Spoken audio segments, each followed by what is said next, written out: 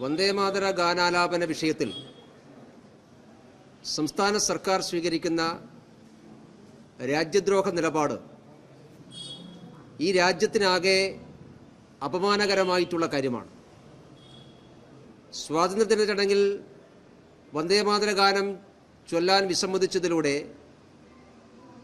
മുഴുവൻ ഭാരതത്തിനും അപമാനമായി മാറുകയാണ് കേരളം ഭരിക്കുന്ന ഗവൺമെൻറ്. ഇന്ത്യയിലെ മറ്റെല്ലാ സംസ്ഥാനങ്ങളും സ്വാതന്ത്ര്യദിന ആഘോഷത്തിൽ വന്ദേമാതരം പാടിയിട്ടുണ്ട്. അതിൽ ഒഴിഞ്ഞു നിന്നത് തമിഴ്നാടും കേരളവും മാത്രമാണ്. തമിഴ്നാട് ഒരു പ്രാദേശിക രാഷ്ട്രീയ പാർട്ടിയാണ് ഭരിക്കുന്നത് വേണമെങ്കിൽ പറയാം. പക്ഷേ കേരളത്തിലെ ഭരണത്തിന് നേതൃത്വം കൊടുക്കുന്നത് സ്വാതന്ത്ര്യ സമരത്തിന് നേതൃത്വം കൊടുത്ത പാർട്ടി എന്ന് അവകാശപ്പെടുന്ന കോൺഗ്രസ് ആണ്. ആ പാർട്ടി 40 വർഷക്കാലം വന്ദേമാതര ഗാനം ദേശീയ ഗീതമായി പാർട്ടി സമ്മേളനങ്ങളിലും പൊതുപരിപാടികളിലും ആലപിച്ചിട്ടുള്ള പാർട്ടിയാണ് കോൺഗ്രസ്. മുസ്ലിം ലീഗിൻ്റെയും ജിന്നയുടെയും നിർബന്ധത്തിന് വഴങ്ങിയാണ് 1937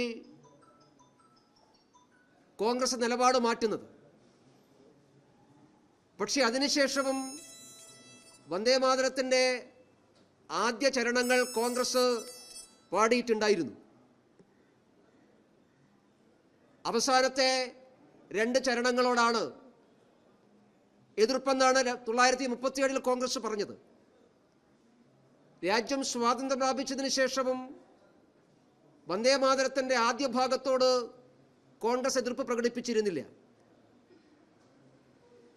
പക്ഷേ ഈ പ്രാവശ്യം രാജ്യത്തിലെ പാർലമെന്റ് നിയമം പാസാക്കി വന്ദേമാതരത്തിന് ഭരണഘടനാപരമായിട്ടുള്ള പദവി നൽകി ദേശീയ ഗീതം പാടുമ്പോൾ പാലിക്കേണ്ട പ്രോട്ടോകോൾ എന്തെല്ലാം ആകണമെന്നതിനെക്കുറിച്ച് പാർലമെന്റ് നിയമം പാസാക്കിയിട്ടുള്ളതാണ്. പ്രധാനപ്പെട്ട ഔദ്യോഗിക ചടങ്ങുകളിൽ ദേശീയ ഗാനത്തോടൊപ്പം ദേശീയ ഗീതവും ഉണ്ടാകണം എന്ന് ഗവൺമെന്റ് പാർലമെന്റിൽ പറഞ്ഞിട്ടുള്ളതാണ്. പാർലമെന്റ് അംഗീകരിച്ചിട്ടുള്ളതാണ്. അതുകൊണ്ടാണ് കോൺഗ്രസ് ഭരിക്കുന്ന 3 സംസ്ഥാനങ്ങൾ, ഹിമാചൽ പ്രദേശും തെലങ്കാനയും അതുപോലെ കർണാടകയും, ഈ 3 സംസ്ഥാനങ്ങൾ ആഗസ്റ്റ് 15 സമ്പൂർണമായി വന്ദേമാതരം പാടിയിട്ടുണ്ട്. കോൺഗ്രസ് പിന്തുണ നൽകുന്ന, കോൺഗ്രസ് നിർണായകമായ സ്വാധീനമുള്ള ജാർഖണ്ഡിലെ ഗവൺമെന്റ്, ആ ഗവൺമെന്റ് സമ്പൂർണമായി വന്ദേമാതരം പാടിയിട്ടുണ്ട്. കേരളത്തിലെ വി ഡി സതീശന്റെ ഗവൺമെന്റ് വന്ദേമാതരം സമ്പൂർണമായി പാടിയില്ല എന്ന് മാത്രമല്ല, കോൺഗ്രസിന്റെ നിലപാട് ആദ്യ ഖണ്ഡം പാടണമെന്നാണ്, അതുപോലും പാടിയില്ല.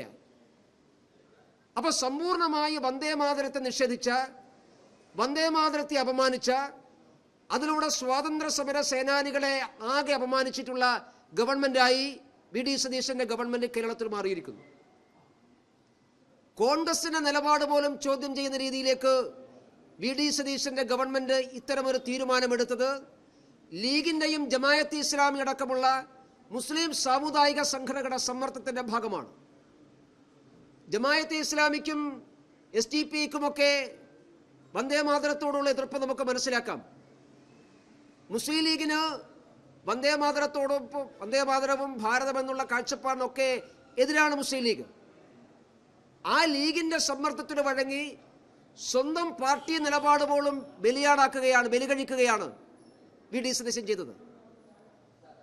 മുഖ്യമന്ത്രി മറുപടി പറയേണ്ടത് കോൺഗ്രസിനൊരു നിലപാടുണ്ടല്ലോ. വി ഡി സതീശൻ കോൺഗ്രസിന്റെ മുഖ്യമന്ത്രിയാണല്ലോ. വി ഡി സതീശൻ ലീഗിന്റെ മുഖ്യമന്ത്രിയല്ലല്ലോ. ആഗസ്റ്റ് 14 വി ഡി സതീശൻ പറഞ്ഞത് UDFന് നിലപാടുണ്ട് എന്നാണ്. ആ നിലപാട് എന്താണ്? കോൺഗ്രസ് നിലപാടല്ല UDFനുള്ളത്. അപ്പോ കോൺഗ്രസിന്റെ 3 സംസ്ഥാന മുഖ്യമന്ത്രിമാർക്കില്ലാത്ത എന്ത് ഇമ്മ്യൂണിറ്റിയാണ് വി ഡി സതീശനുള്ളത്? കോൺഗ്രസിന്റെ 3 മുഖ്യമന്ത്രിമാർ കാണാത്ത എന്ത് പാതകമാണ് വന്ദേമാതരത്തിൽ വി ഡി സതീശൻ കണ്ടത്? AICC ആസ്ഥാനത്ത് വന്ദേമാതരം പൂർണ്ണമായി പാടിയല്ലോ. ചില അവസരങ്ങൾ ഉണ്ടാക്കാൻ ശ്രമിച്ചെങ്കിലും കോൺഗ്രസ്സുകാർ മുഴുവൻ ഏറ്റുപാടിയല്ലോ. അവിടെയൊന്നുമില്ലാത്തത് കേരളത്തിൽ മാത്രം എന്തിനാണ് കൊണ്ടുവരുന്നത്? അത് അജണ്ട കൃത്യമാണ്. ഇത് പുതിയ കേരള സ്റ്റോറിയാണ്. രാജ്യത്തിൻ്റെ ദേശീയ ജീവിതത്തിൽ നിന്ന് മാറി നടക്കാൻ മലയാളികളെ പ്രേരിപ്പിക്കുകയാണ് വി ഡി സതീശൻ ചെയ്യുന്നത്. ഒരു വിഭജനത്തിൻ്റെ പുതിയ മുദ്രാവാക്യം ഉയർത്തുകയാണ് മുസ്ലിം ലീഗിന് വേണ്ടി വി ഡി സതീശൻ ചെയ്യുന്നത്. 1937 ലീഗിൻ്റെ നിർബന്ധത്തിന് വഴങ്ങി വന്ദേമാതരം ഒഴിവാക്കി. അന്ന് കോൺഗ്രസ് ലീഗിൻ്റെ വിഭജനവാദത്തിന് അംഗീകാരം കൊടുത്തു.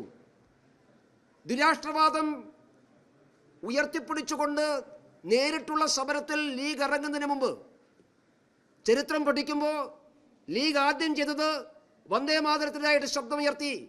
രണ്ടാമത് മതത്തിൻ്റെ അടിസ്ഥാനത്തിൽ മണ്ഡലങ്ങൾ സംവരണം ചെയ്യണമെന്ന് ആവശ്യപ്പെട്ടു. കേരളത്തിൽ മതത്തിൻ്റെ പേരിൽ ജില്ല ലീഗ് നേരത്തെ ആവശ്യപ്പെട്ടു. ഇപ്പോൾ വന്ദേമാതരത്തിൻ്റെ നിലപാട് സ്വീകരിച്ചു. വീണ്ടും ഒരു വിഭജനവാദത്തിലേക്ക് ഈ രാജ്യത്തെ എത്തിക്കാൻ ലീഗിന് വേണ്ടി വി ഡി സതീശൻ പരിശ്രമിക്കുകയാണ്. അതുകൊണ്ട് രണ്ടാം മുഹമ്മദ് അലി ജിന്നമാരുടെ ആഹ്വാനം കേട്ടുകൊണ്ട് മലയാളികൾക്കാകെ അപമാനമുണ്ടാക്കി വെക്കുന്ന ഈ സമീപനത്തിൽ രാജ്യം മുഴുവൻ കേരളത്തിൻ്റെ ഈ ദുസ്ഥിതിയോർത്ത് ആശങ്ക ഉണ്ടാകുകയാണ്. ദേശീയ രാഷ്ട്രീയത്തിൽ ദേശീയ ജീവിതത്തിന് കേരളത്തെ വേറിട്ട് നിർത്താൻ വേണ്ടിയുള്ള പരിശ്രമമാണ്. 37 കഴിഞ്ഞ് 10 വർഷം കഴിഞ്ഞപ്പോൾ 47 രാജ്യം വിഭജിച്ചു. 37 അവർ വന്ദേമാതരത്തെ വിഭജിച്ചു. 47 രാജ്യത്ത് വിഭജിച്ചു. 37 വന്ദേമാതരത്തെ വിഭജിക്കണമെന്ന് ലീഗ് ആവശ്യപ്പെട്ടു, കോൺഗ്രസ് അംഗീകരിച്ചു. 47 രാജ്യം വിഭജിക്കണമെന്ന് ലീഗ് ആവശ്യപ്പെട്ടു, കോൺഗ്രസ് അംഗീകരിച്ചു. സമാനമാണ് 2026 വന്ദേമാതരത്തെ കേരളത്തിൽ ഒഴിവാക്കണം എന്ന് ലീഗ് ആവശ്യപ്പെടുന്നു. അതിവിദൂരമല്ലാത്ത ഭാവിയിൽ ഈ രാജ്യത്ത് കേരളത്തെയും ഒഴിവാക്കണമെന്ന് ലീഗും ജമാഅത്ത് ഇസ്ലാമിയും ആവശ്യപ്പെട്ടാൽ കോൺഗ്രസ് CPM അംഗീകരിച്ചു കൊടുക്കും. ഈ ആപൽക്കരകമായിട്ടുള്ള കാര്യമാണ് ഈ വന്ദേമാതര നിഷേധത്തിലൂടെ ഉണ്ടായിട്ടുള്ളത്. അത് അങ്ങേയറ്റം പ്രതിഷേധാർഹമാണ്. അതുകൊണ്ട് ലീഗിന് മുമ്പിൽ മുട്ടുമടക്കുന്ന കോൺഗ്രസിൻ്റെ നിലപാടിനെതിരായി, രാജ്യദ്രോഹ നിലപാടിനെതിരായിട്ടുള്ള ശക്തമായിട്ടുള്ള പ്രചരണത്തിനും പ്രക്ഷോഭത്തിനും ഭാരതീയ ജനതാ പാർട്ടി നേതൃത്വം കൊടുക്കും.